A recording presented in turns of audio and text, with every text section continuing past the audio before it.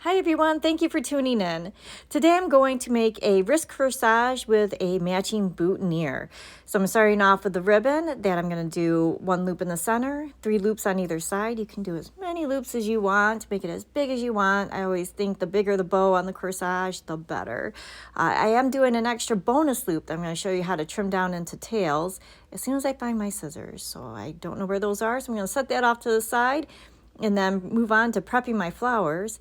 And a neat little trick with silk flowers is you can heat up the end of the wire and poke it right through the plastic part of the blossom.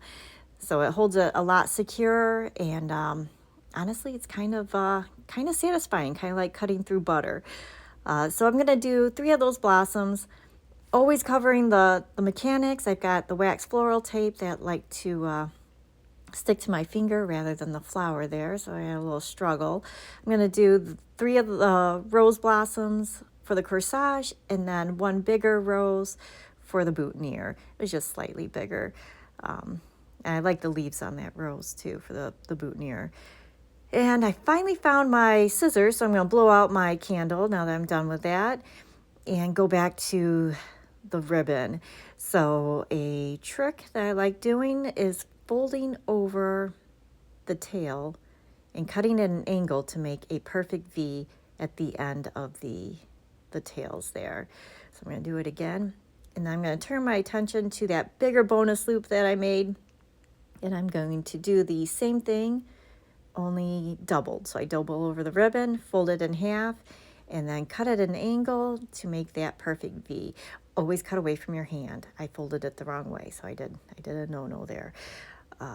But that would give me 4 tails and then a nice fluffy bow for the wrist corsage. And then moving back to prepping my flowers, the stems on the eucalyptus just were not long enough, so I'm going to elongate that by making a hairpin out of the wire and kind of wrapping it around itself, and then of course covering it with the wax floral tape.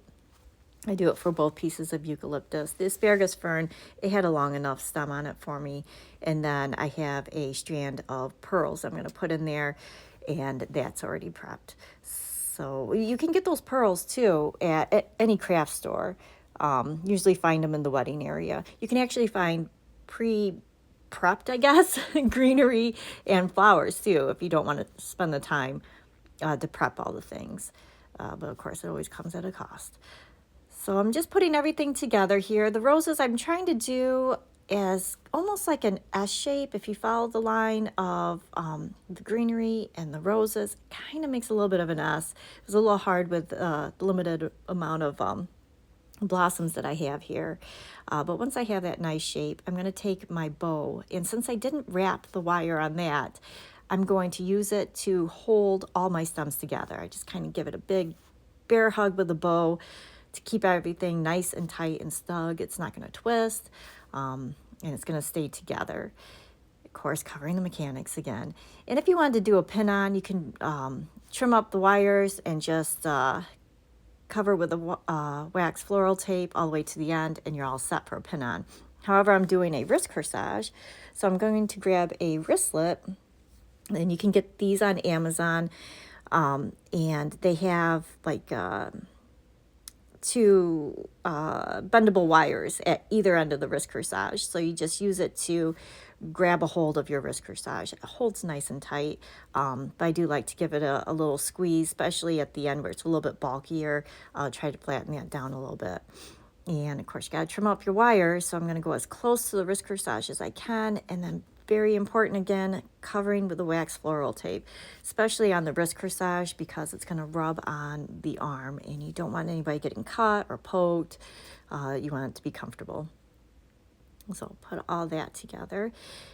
And I do want to just do a little side note. I reached 100 subscriptions. Thank you so much. If you like what you see, please subscribe. Please like, please share. All that stuff just gives me confidence to give you more videos. I appreciate it.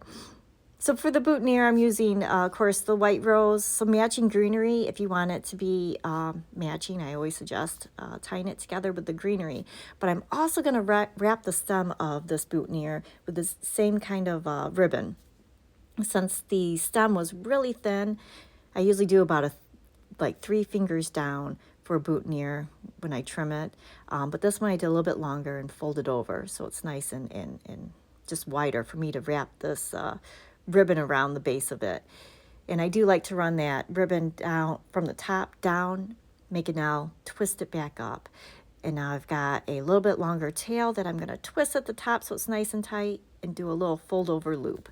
And to hold it in place, you can glue it, or you can take a boutonniere pin, trim it down to size so it's not poking out the back, and then just pin it in place. And you can also glue it too. Either way works good. I always like the pin trick because it doesn't make a messy glue everywhere. But we made it to the end. Thank you so much for watching. Again, please like, subscribe, share, whatever. You can visit me on orlandorose.com. And thank you so much.